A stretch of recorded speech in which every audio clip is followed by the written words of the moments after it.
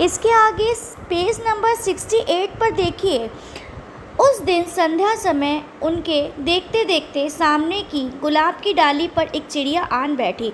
उस दिन शाम के समय उनके देखते ही देखते सामने गुलाब की डाली पर एक चिड़िया आन बैठी, मतलब चिड़िया आके बैठ गई।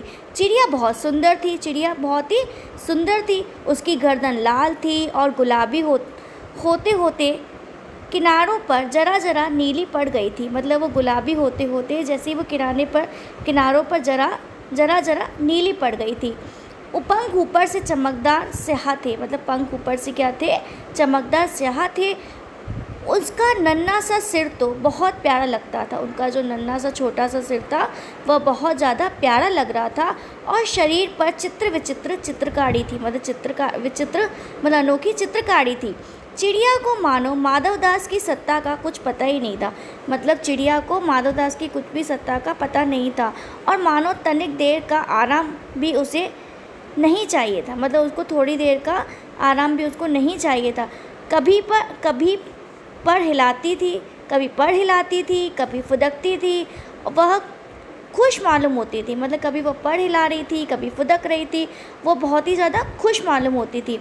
अपनी नन्ही सी चोंच से प्यारी प्यारी आवाज़ निकाल रही थी, मतलब वह अपनी नन्ही सी चोंच से बार बार आवाज़ निकाल रही थी। माधवदास को वह चिड़िया बड़ी मनमानी लगी, मतलब माधवदास को वो चिड़िया बहुत ही अच्छी लगी। उसकी स्वच्छंदता बड़ी प्यारी जान पड़ती थी। कुछ देर तक वह उस चिड़िया का इस डाल से उस डाल पर थिरकना देखते रहे, मतलब वो चिड़िया का इस डाल से उस डाल पर जाना वह देखते रहे कुछ देर तक। इस समय वह अपना सब कुछ भूल गए थे, मतलब चिड़िया को देखते देखते वह अपना सब कुछ भूल गए। उन्होंने उस चिड़िया से कहा, आओ तुम बड़ी अच्छी याद आई। उसने चिड़िया से माधवदास जी ने कहा, आओ तुम बड़ी अच्छी आई। यह बगीचा तुम लोगों के बिना सूना लगता है। वह चिड़िया से कह रहे थे कि यह बगीचा तुम लोगों के बिना सूना सा लगता है। सुनो चिड़िया, तुम खुशी से यह समझो कि यह बगीचा मैंने तुम्हारे लिए ही बनवाया है। माधवदास जी चिड़िया से बातें कर रहे थे कि सुनो, तुम खुशी से यह समझो कि यह बगीचा मैंने तुम्हारे लिए ही बनवाया है। तुम बेखटक के यहाँ आया करो, मतलब तुम बेझिझक यहाँ पे आया करो।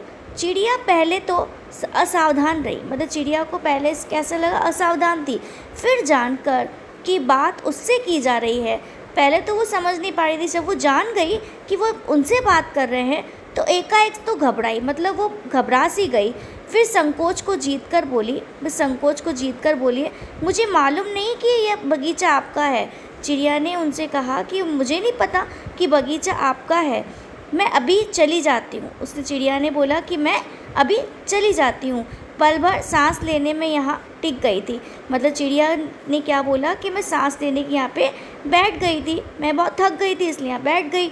माधवदास जी ने कहा, हाँ बगीचा तो मेरा है। माधवदास जी ने चिड़िया को कहा कि बगीचा तो ये मेरा है, यह संगमरमर की कोठी भी मेरी है। वह उनको बता रहे थे कि बगीचा तो मेरा है और ये संगमरमर की कोठी भी मेरी है, लेकिन इस सब को तुम अपना ही समझ सकती हो। माधवदास जी उसको बता रहे थे कि बगीचा भी मेरा है, संगमरमर की कोठी भी मेरी है, लेकिन तुम इसको अपना समझ सकती हो, यह सब कुछ तुम्हारा है। तुम कैसी भोली हो, कैसी प्यारी हो। वो उसको कह रहे थे, तुम कैसी भोली हो, कैसी प्यारी हो। जाओ नहीं बैठो, मतलब उसको बोल रहे थे जाओ नहीं बैठ जाओ, मेरा मन तुमसे बहुत खुश होता है। वो उसको कह रहे थे कि मेरा मन तुमसे बहुत ही ज़्यादा खुश हो रहा है। चिड़िया बहुत कुछ सकुचा गई, मतलब वो सकुच सी गई। उसे बोध हुआ कि उसे कोई गलती तो नहीं हुई है, मतलब वो खुद ही को सोचने लगी कि उससे कोई गलती तो नहीं हुई, यहाँ बैठ गई है। उसका थिरकना रुक गया, मतलब उसका इधर से उधर फुदकना रुक गया। भयभीत सी हो गई, मतलब वो भयभीत हो गया, मतलब डरकर वह बोली, मैं थक कर यहाँ बैठ गई थी।